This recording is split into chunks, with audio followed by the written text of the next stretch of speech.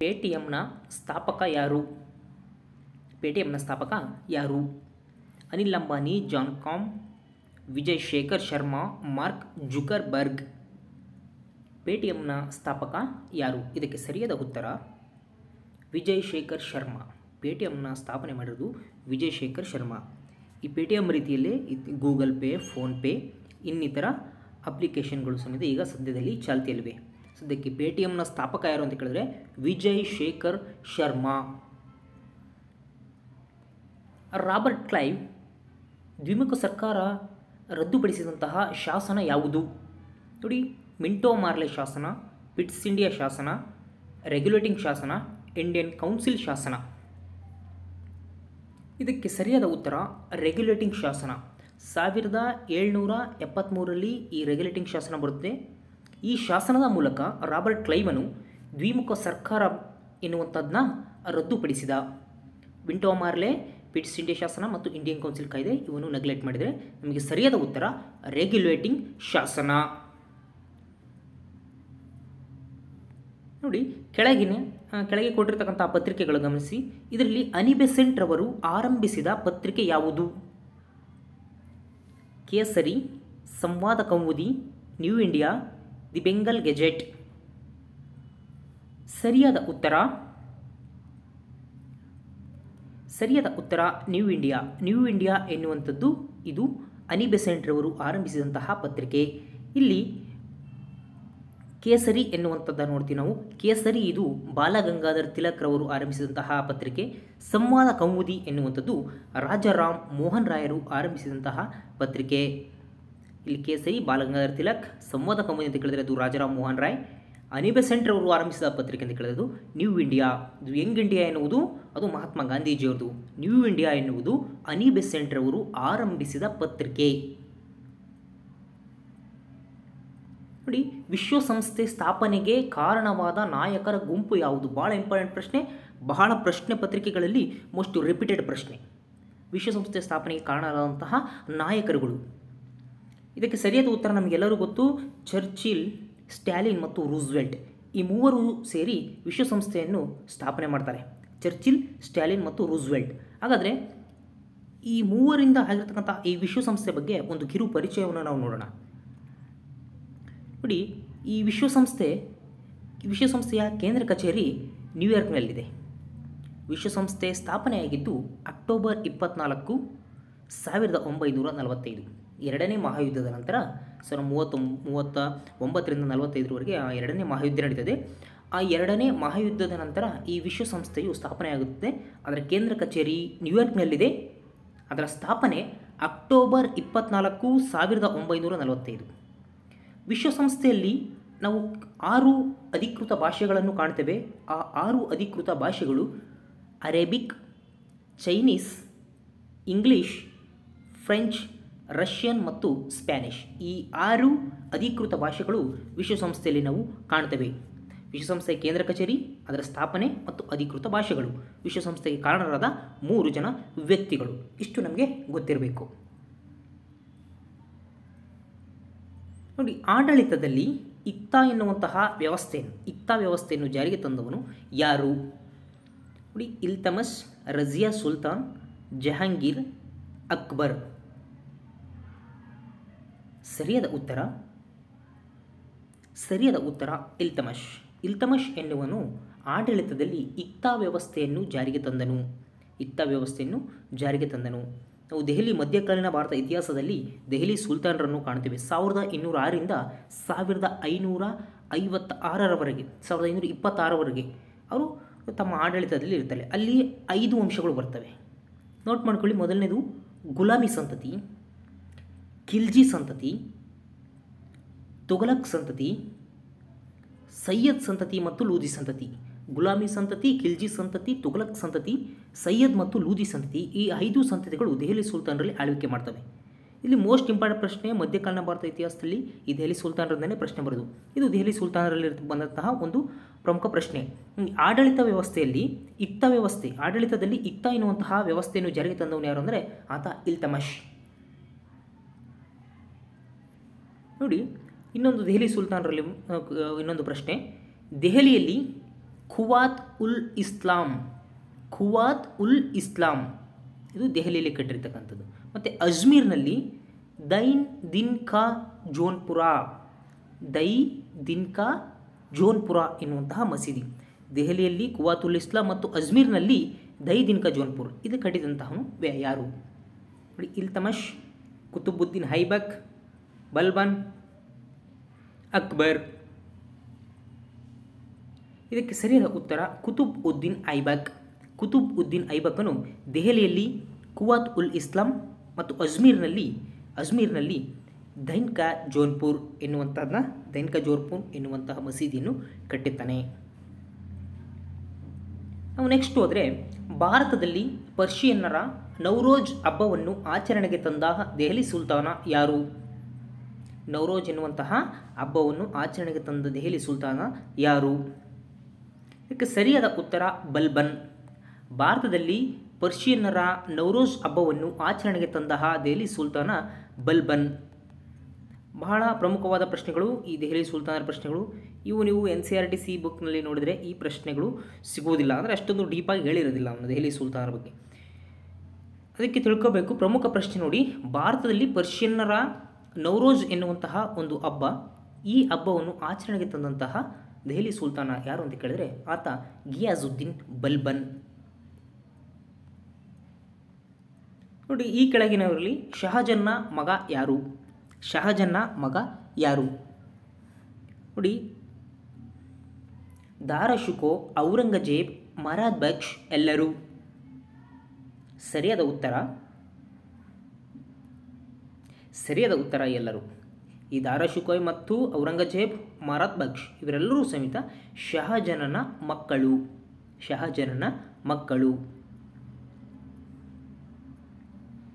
ನೋಡಿ, IP sanders. ಈ IP ಸ್ಯಾಂಡರ್ಸನ್ನು ಹತ್ಯೆ ಮಾಡಿದವರು ಯಾರು? IP ಸ್ಯಾಂಡರ್ಸನ್ನು ಹತ್ಯೆ ಮಾಡಿದವರು ಯಾರು ನೋಡಿ? ಭಗತ್ ಸಿಂಗ್ ರಾಜ್ಗುರು, ಉಧಮ್ ಸಿಂಗ್ ಸೂರ್ಯಸೇನ್, ವಿನಯ್ ಕೃಷ್ಣದಾಸ್ ಮತ್ತು ಬಾದಲ್ ಚಾಪೇಕರ್ ಸಹೋದರರು. ಇದಕ್ಕೆ ಸರಿಯಾದ ಉತ್ತರ ಭಗತ್ ಸಿಂಗ್ ಮತ್ತು ರಾಜ್ಗುರು. 1927-28 ಆಸುಪಾಸಿನಲ್ಲಿ ಸೈಮನ್ ಕಮಿಷನ್ ಭಾರತಕ್ಕೆ ಬರುತ್ತೆ. ಸೈಮನ್ ಗೋಬ್ಯಾಕ್ ಎನ್ನುವಂತಹ ಲಾಲಾ ಲಜಪತ್ ರಾಯ್ ಅವರು ಹೋರಾಟ ಮಾಡಿದಾಗ ಆ ಲಾಲಾ ಲಜಪತ್ ರಾಯ್ ಅವರು ಈ ಸ್ಯಾಂಡರ್ಸ್ನ ಹೊಡೆತದಿಂದ ಅವರು ಸತ್ತೋಗ್ತಾರೆ. ಆ ಸೇಡಿಗೋಸ್ಕರ ಭಗತ್ ಸಿಂಗ್ ಮತ್ತು ರಾಜ್ಗುರು ಅವರು IP ಸ್ಯಾಂಡರ್ಸ್ನನ್ನು ಹತ್ಯೆ ಮಾಡ್ತಾರೆ. ನೆಕ್ಸ್ಟ್ ನೋಡಿ, ಅಶೋಕನ ಈ ಕೆಳಗಿನ ಯಾವ ಶಾಸನದಲ್ಲಿ ಹಬ್ಬ ಹರಿದಿನಗಳಲ್ಲಿ ಪ್ರಾಣಿ ಬಲಿಯ ಆಚರಣೆಗಳನ್ನು ನಿಷೇಧಿಸುವ ಬಗ್ಗೆ ತಿಳಿಸಿದೆ? ಹಬ್ಬ ಮತ್ತು ಹರಿದಿನಗಳಲ್ಲಿ ಪ್ರಾಣಿ ಬಲಿಯನ್ನು ಮಾಡಬಾರದು ಅಂತ ಅಶೋಕನ ಒಂದು ಶಾಸನ ಹೇಳಿದೆ. ಆ ಶಾಸನ ಯಾವುದು ನೋಡಿ? 1ನೇ ಮುಖ್ಯ ಬಂಡೆಗಲ್ಲು ಶಾಸನ, 2ನೇ ಮುಖ್ಯ ಬಂಡೆಗಲ್ಲು ಶಾಸನ, 3ನೇ ಮುಖ್ಯ ಬಂಡೆಗಲ್ಲು ಶಾಸನ, 4ನೇ ಮುಖ್ಯ ಬಂಡೆಗಲ್ಲು ಶಾಸನ. ಸರಿಯಾದ ಉತ್ತರ 1ನೇ ಮುಖ್ಯ ಬಂಡೆಗಲ್ಲು ಶಾಸನ. ಈ ಬಂಡೆಗಲ್ಲು ಶಾಸನ ಹಬ್ಬ ಹರಿದಿನಗಳಲ್ಲಿ ಪ್ರಾಣಿ ಬಲಿ ಆಚರಣೆಯನ್ನು ಸಂಪೂರ್ಣ ನಿಷೇಧ ಮಾಡಬೇಕು ಅಂತ ಅಶೋಕನ ಈ 1ನೇ ಮುಖ್ಯ ಬಂಡೆಗಲ್ಲು ಶಾಸನ ತಿಳಿಸುತ್ತದೆ. ನೋಡಿ, 9ನೇ ಸಿಖ್ಖರ ಗುರುವಾದ ಗುರು ತೇಜ್ ಬಹದ್ದೂರ್. ಈ ಗುರು ತೇಜ್ ಬಹದ್ದೂರನ್ನು ಹತ್ಯೆ ಮಾಡಿದವರು ಯಾರು? ಗುರು ತೇಜ್ ಬಹದ್ದೂರನ್ನು ಹತ್ಯೆ ಮಾಡಿದವರು ಯಾರು ನೋಡಿ? ಜಹಾಂಗೀರ್, ಅಕ್ಬರ್, ಔರಂಗಜೇಬ್, ಇಲ್ತಮಶ್. ಸರಿಯಾದ ಉತ್ತರ ಜಹಾಂಗೀರ್. ಸಿಖ್ಖರ 9ನೇ ಗುರುವಾದ ಗುರು ತೇಜ್ ಬಹದ್ದೂರ್ನನ್ನು ಹತ್ಯೆ ಮಾಡಿದವರು ಔರಂಗಜೇಬ್. ಇಂದಿರಾ ಪಾಯಿಂಟ್ ಈ ದ್ವೀಪದಲ್ಲಿದೆ ನೋಡಿ. ಲಕ್ಷದ್ವೀಪ, ಸೆಂಟ್ ಮೇರಿಸ್ ದ್ವೀಪ, ಗ್ರೇಟ್ ನಿಕೋಬಾರ್ ದ್ವೀಪ, ಬೋರ್ನಿಯಾ ದ್ವೀಪ. ಇದಕ್ಕೆ ಸರಿಯಾದ ಉತ್ತರ ಗ್ರೇಟ್ ನಿಕೋಬಾರ್ ದ್ವೀಪ. ನಾವು ಇಂದಿರಾ ಪಾಯಿಂಟನ್ನು ಗ್ರೇಟ್ ನಿಕೋಬಾರ್ ದ್ವೀಪದಲ್ಲಿ ನಾವು ಕಾಣಬಹುದು. ನೆಕ್ಸ್ಟು ನೋಡಿ, ತಾಳಗುಂದದ ಪ್ರಾಣವೇಶ್ವರ ದೇವಾಲಯ ಇದು ಈ ಕೆಳಗಿನ ಯಾರಿಗೆ ಸಂಬಂಧಿಸಿದೆ? ಪ್ರಾಣವೇಶ್ವರ ದೇವಾಲಯ ಮೋಸ್ಟ್ ಇಂಪಾರ್ಟೆಂಟ್ ಪ್ರಶ್ನೆ. IAS ಒಳಗೂ ಇದೇ ಥರದ ಪ್ರಶ್ನೆಗಳೇ ಬರೋದು, KS ಒಳಗಳು ಇಂಥ ಪ್ರಶ್ನೆಗೆ ಜಾಸ್ತಿ ಅವಕಾಶ ನೀಡಲಾಗುತ್ತದೆ. ನೋಡಿ, ಹೊಯ್ಸಳರು, ಗಂಗರು, ಪಲ್ಲವರು, ಕದಂಬರು. ಸರಿಯಾದ ಉತ್ತರ ಕದಂಬರು. ಈ ಬನವಾಸಿ ಕದಂಬರಲು ತಾಳಗುಂದದ ಪ್ರಾಣವೇಶ್ವರ ದೇವಾಲಯವು ಕದಂಬರಿಗೆ ಸಂಬಂಧಿಸಿದೆ. ನೆಕ್ಸ್ಟು ಕದಂಬರ ಬಗ್ಗೆ ಒಂದು ಕಿರು ಪರಿಚಯವನ್ನು ನಾವು ಮಾಡಿಕೊಳ್ಳೋಣ. ನೋಡಿ, ಕದಂಬ ವಂಶವು ಕನ್ನಡದ ಮೊಟ್ಟ ಮೊದಲ ರಾಜವಂಶ. ಕನ್ನಡದ ಮೊಟ್ಟ ಮೊದಲ ರಾಜವಂಶ ಅಂದರೆ ಕದಂಬ ವಂಶ. ಭಾರತದ ಮೊಟ್ಟ ಮೊದಲ ರಾಜವಂಶ ಅಂದರೆ ಅದು ಯಾವುದು? ಮೌರ್ಯ ವಂಶ. ಈಗ ನಾವು ಕದಂಬರ ಬಗ್ಗೆ ನೋಡ್ತಾರೆ. ಕನ್ನಡದ ಮೊಟ್ಟ ಮೊದಲ ರಾಜವಂಶ ಕದಂಬ ವಂಶ. ಕನ್ನಡದಲ್ಲಿ ದೊರೆತಿರುವ ಮೊಟ್ಟ ಮೊದಲ ಶಾಸನ ಯಾವುದು ಅಂದರೆ ಅದು ಅಲ್ಮಿಡಿ ಶಾಸನ. ಈ ಶಾಸನವು ಕದಂಬರ ಆಳ್ವಿಕೆಯ ಕಾಲಕ್ಕೆ ಸೇರಿದ್ದು. ಕದಂಬರು ಇಂದಿನ ಉತ್ತರ ಕನ್ನಡ ಜಿಲ್ಲೆಯ ಬನವಾಸಿಯನ್ನು ಆಳುತ್ತಿದ್ದ ಕರ್ನಾಟಕದ ಒಂದು ಪುರಾತನ ರಾಜವಂಶ. ಇದು ಕದಂಬರ ಬಗ್ಗೆ ಒಂದಿಷ್ಟು ಚಿಕ್ಕ ಕಿರು ಪರಿಚಯ.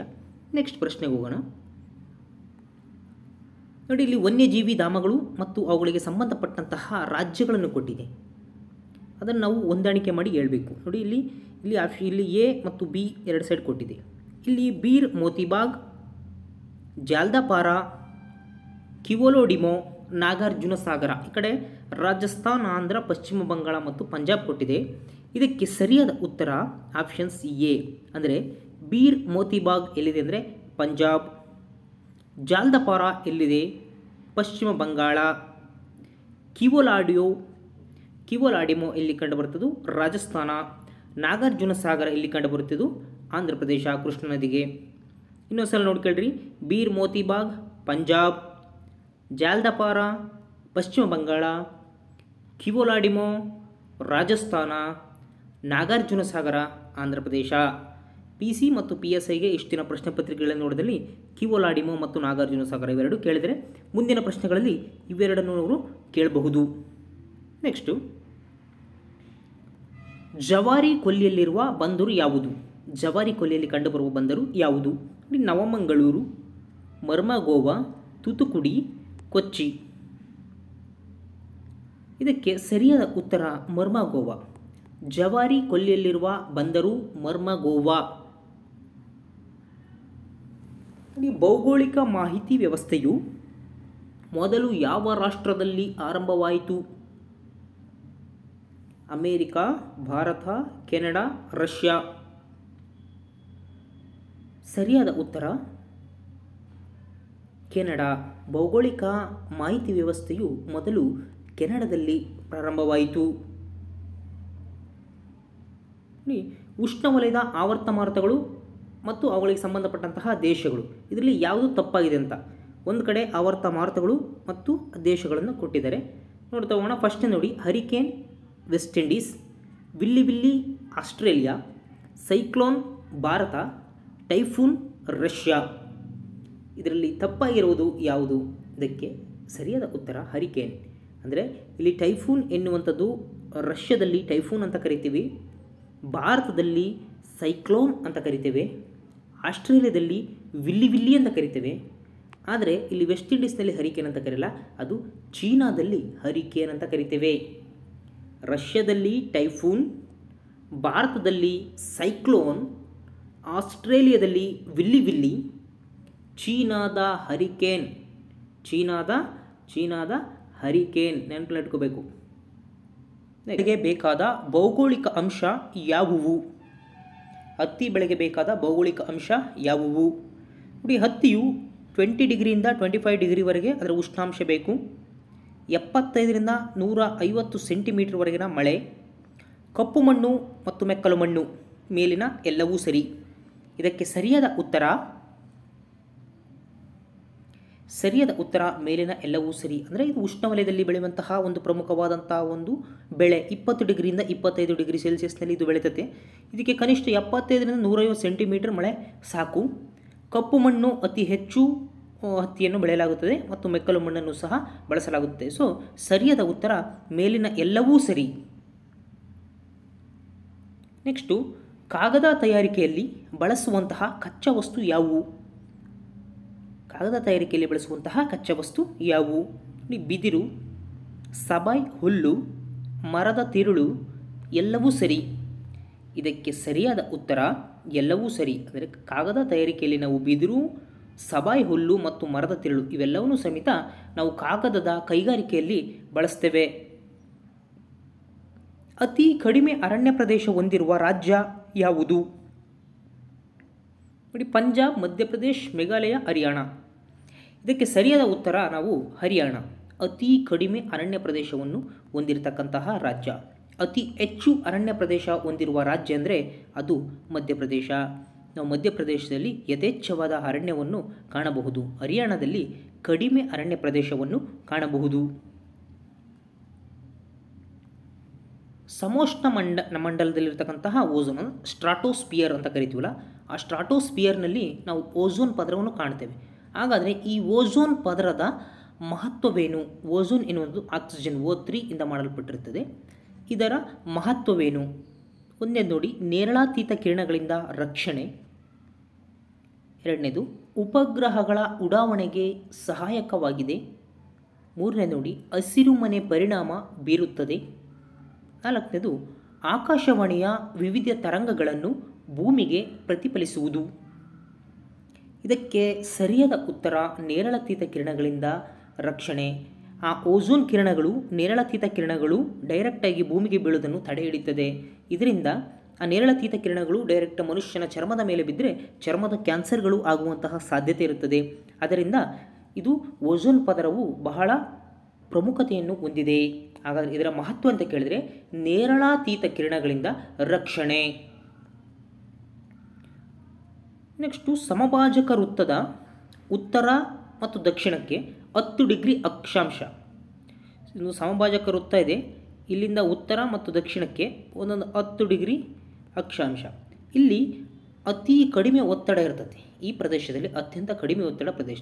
ಹಾಗಾದರೆ ಇದನ್ನು ಏನಂತ ಕರಿತೇವೆ? ಈ ಪ್ರದೇಶವನ್ನು, ಈ ಸಮಭಾಜಕ ವೃತ್ತದಿಂದ 10 ಡಿಗ್ರಿ ನಾರ್ತು ಮತ್ತು 10 ಡಿಗ್ರಿ ಸೌತು ಇವೆರಡಕ್ಕೂ ಸಂಬಂಧಪಟ್ಟಂಥ ಇಲ್ಲಿ ಲೋ ಪ್ರೆಷರ್ ಇರುತ್ತೆ. ಇದನ್ನು ಏನಂತ ಕರಿತೇವೆ? ನೋಡಿ, ಉಷ್ಣ ಸಮಭಾಜಕ ವೃತ್ತ, ಅಶ್ವ ಅಕ್ಷಾಂಶ, ಶಾಂತ ವಿಶಿಷ್ಟ ಪ್ರದೇಶ ಅಂದರೆ ಡೋಲ್ ಡ್ರಮ್ಸ್ ಅಂತ ಕರಿತೀವಿ. ಕನ್ನಡದೊಳಗೆ ಕೆಲಸ ಡೋಲ್ ಡ್ರಮ್ಸ್ ಅಂತಲೇ ಕೊಡ್ತಾನೆ. ಅಂತರ ಉಷ್ಣವಲಯ ಸಂಧಿ ಕ್ಷೇತ್ರ. ಇದಕ್ಕೆ ಸರಿಯಾದ ಉತ್ತರ ಡೋಲ್ ಡ್ರಮ್ಸ್. ಶಾಂತ ವಿಷಣ್ಣ ಪ್ರದೇಶ ಸಮಭಾಜಕ ವೃತ್ತದಿಂದ ಇಲ್ಲಿ ಉತ್ತರಕ್ಕೆ 10 ಮತ್ತು ದಕ್ಷಿಣಕ್ಕೆ 10 ಡಿಗ್ರಿ ಇರತಕ್ಕಂಥ ಈ ಪ್ರದೇಶಕ್ಕೆ ನಾವು ಡೋಲ್ ಡ್ರಮ್ಸ್ ಅಂತ ಕರಿತೇವೆ. ಇಲ್ಲಿ ಅತ್ಯಂತ ಕಡಿಮೆ ಒತ್ತಡ ಇರುತ್ತದೆ. ನೋಡಿ, ಲೋಕಸಭೆ ಸ್ಪೀಕರ್ ತಮ್ಮ ರಾಜೀನಾಮೆ ಪತ್ರವನ್ನು ಇವರಿಗೆ ಸಲ್ಲಿಸಬೇಕು. ಲೋಕಸಭೆ ಸ್ಪೀಕರ್ ರಾಜೀನಾಮೆ ಪತ್ರವನ್ನು ಯಾರಿಗೆ ಸಲ್ಲಿಸಬೇಕು ಅಂತ? ಪ್ರಧಾನಮಂತ್ರಿಗೆ, ಲೋಕಸಭೆಯ ಉಪಸಭಾಪತಿಗೆ, ರಾಷ್ಟ್ರಪತಿಯವರಿಗೆ, ಉಪರಾಷ್ಟ್ರಪತಿಯವರಿಗೆ. ಇದಕ್ಕೆ ಸರಿಯಾದ ಉತ್ತರ ಲೋಕಸಭೆಯ ಉಪಸಭಾಪತಿಗಳು. ಯಾವಾಗಲೂ ಸ್ಪೀಕರು ತನ್ನ ರಾಜೀನಾಮೆ ಪತ್ರವನ್ನು ಡೆಪ್ಯೂಟಿ ಸ್ಪೀಕರ್ಗೆ ಸಲ್ಲಿಸಬೇಕು. ಹಾಗೆ ಡೆಪ್ಯೂಟಿ ಸ್ಪೀಕರ್ ತನ್ನ ರಾಜೀನಾಮೆ ಪತ್ರವನ್ನು ಸ್ಪೀಕರ್ಗೆ ಸಲ್ಲಿಸಬೇಕು. ಆ್ಯಸ್ ವೈಸ ವರ್ಷ ಅಷ್ಟೇ. ಅವರು ಇವ್ರಿಗೆ ಕೊಡ್ತಾರೆ, ಇವರು ಅವ್ರಿಗೆ ಕೊಡ್ತಾರೆ. ಸರ್ವೋಚ್ಚ ನ್ಯಾಯಾಲಯದ ನ್ಯಾಯಾಧೀಶರು ಅಂದರೆ ಸರ್ವೋಚ್ಚ ನ್ಯಾಯಾಲಯದ ನ್ಯಾಯಾಧೀಶರು ನೇಮಕವಾಗುವಂತಹ ವಿಧಾನ ಯಾವ ರೀತಿ ಅಂತ? ಸಂಸತ್ತಿನಿಂದ ಆಯ್ಕೆಯಾಗುತ್ತಾರೆ. ಪ್ರಧಾನಮಂತ್ರಿಗಳ ಸಲಹೆ ಮೇರೆಗೆ ರಾಷ್ಟ್ರಪತಿಗಳು ನೇಮಕ ಮಾಡುತ್ತಾರೆ. ಕೊಲಿಜಿಯಂನ ಶಿಫಾರಸಿನ ಮೇರೆಗೆ ರಾಷ್ಟ್ರಪತಿಯವರಿಂದ ನೇಮಕವಾಗ್ತಾರೆ. ಮೇಲಿನ ಎಲ್ಲವೂ ಯಾವುದೂ ಅಲ್ಲ. ಪ್ರಶ್ನೆ ಭಾಳಷ್ಟು ರಿಪೀಟೆಡ್ಡು. ಇದಕ್ಕೆ ಸರಿಯಾದ ಉತ್ತರ ಕೊಲಿಜಿಯಂ ವ್ಯವಸ್ಥೆ ಮೂಲಕ ಶಿಫಾರಸ್ಸಿನ ಮೇರೆಗೆ ರಾಷ್ಟ್ರಪತಿಯವರಿಂದ ಸರ್ವೋಚ್ಚ ನ್ಯಾಯಾಲಯದ ನ್ಯಾಯಾಧೀಶರು ನೇಮಕ ಮಾಡ್ತಾರೆ. ಆದರೆ ಸರ್ವೋಚ್ಚ ನ್ಯಾಯಾಲಯದ ನ್ಯಾಯಾಧೀಶರ ಸಂಖ್ಯೆ ಅಂತ ಕೇಳಿದ್ರೆ ಆ ಸರ್ವೋಚ್ಚ ನ್ಯಾಯಾಲಯದ ನ್ಯಾಯಾಧೀಶರ ಸಂಖ್ಯೆಯನ್ನು ಸಂಸತ್ತು ನಿರ್ಧಾರ ಮಾಡುತ್ತೆ. ಆದರೆ ಅವರನ್ನು ಆಯ್ಕೆ ಮಾಡುವುದು ಕೊಲಿಜಿಯಂ ವ್ಯವಸ್ಥೆಯ ಮೂಲಕ ರಾಷ್ಟ್ರಪತಿಯವರು ನೇಮಕ ಮಾಡ್ತಾರೆ. ಗೊತ್ತಾಯ್ತಾ? ನೆಕ್ಸ್ಟ್, ಯಾವ ಮೊಕದ್ದಮೆಯಲ್ಲಿ ಪ್ರಸ್ತಾವನೆಯನ್ನು ಸಂವಿಧಾನದ ಭಾಗ ಎಂದು ಪರಿಗಣಿಸಲಾಯಿತು? ಮೋಸ್ಟ್ ರಿಪೀಟೆಡ್ ಪ್ರಶ್ನೆ ಆ್ಯಂಡ್ ಈಸಿ ಪ್ರಶ್ನೆ. ಬೇರುಬಾರಿ ಮೊಕದ್ದಮೆ, ಕೇಶವನಂದ ಭಾರತಿ ಮೊಕದ್ದಮೆ, ಗೋಲಕ್ನಾಥ್ ಮೊಕದ್ದಮೆ ಮತ್ತು ಮೇಲಿನ ಯಾವುದೂ ಅಲ್ಲ. ಇದಕ್ಕೆ ಸರಿಯಾದ ಉತ್ತರ ಕೇಶವನಂದ ಭಾರತಿ ಮೊಕದ್ದಮೆ. ಈ ಕೇಶವನಂದ ಭಾರತಿ ಕೇರಳದವರು, ಇವರು ಸಮೇತ ಇತ್ತೀಚೆಗೆ ನಿಧನರಾಗಿ ಹೋದರು. ಸೊ ಇದಕ್ಕೆ ಸರಿಯಾದ ಉತ್ತರ ಕೇಶವನಂದ ಭಾರತಿ ಮೊಕದ್ದಮೆ. ಪ್ರಸ್ತಾವನೆ ಸಂವಿಧಾನ ಭಾಗ, ಪ್ರಸ್ತಾವನೆಯನ್ನು ಬಹಳ ಟೆಕಫರ್ ನಡೆದು ಕೊನೆಗೆ ಇದು ಸಂವಿಧಾನದ ಭಾಗ ಎಂದು ಒಪ್ಪಿಕೊಳ್ಳಲಾಯಿತು. ಸರಿಯಾದ ಉತ್ತರ ಅಂದರೆ ಕೇಶವನಂದ ಭಾರತಿ ಮೊಕದ್ದಮೆ. ನೆಕ್ಸ್ಟ್ ಇನ್ನೊಂದು ಪ್ರಶ್ನೆ, ಇವುಗಳಲ್ಲಿ ಭಾರತದ ಜಾತ್ಯತೀತ ರಾಷ್ಟ್ರವೆಂದು ತಿಳಿಸುವಂತಹ ಅಂಶ ಯಾವುದು? ಸಂವಿಧಾನ ಪೀಠಿಕೆ, ಮೂಲಭೂತ ಹಕ್ಕುಗಳು, 9ನೇ ಅನುಸೂಚಿ, ರಾಜ್ಯ ನೀತಿ ನಿರ್ದೇಶನ ತತ್ವ. ಯಾವುದು ಜಾತ್ಯತೀತ ರಾಷ್ಟ್ರ ಎಂದು ತಿಳಿಸುತ್ತದೆ ಅಂತ ಗೆಳೆಯರೆ, ಈ ಪ್ರಶ್ನೆಗೆ ಸರಿಯಾದ ಉತ್ತರವನ್ನು ನನ್ನ ಕಾಮೆಂಟ್ ಬಾಕ್ಸಲ್ಲಿ ಕಾಮೆಂಟ್ ಮಾಡಿ. ಇದಕ್ಕೆ ಸರಿಯಾದ ಉತ್ತರವನ್ನು ಮುಂದಿನ ವಿಡಿಯೋದಲ್ಲಿ ನಾನು ನೀಡುತ್ತೇನೆ. ಧನ್ಯವಾದಗಳು.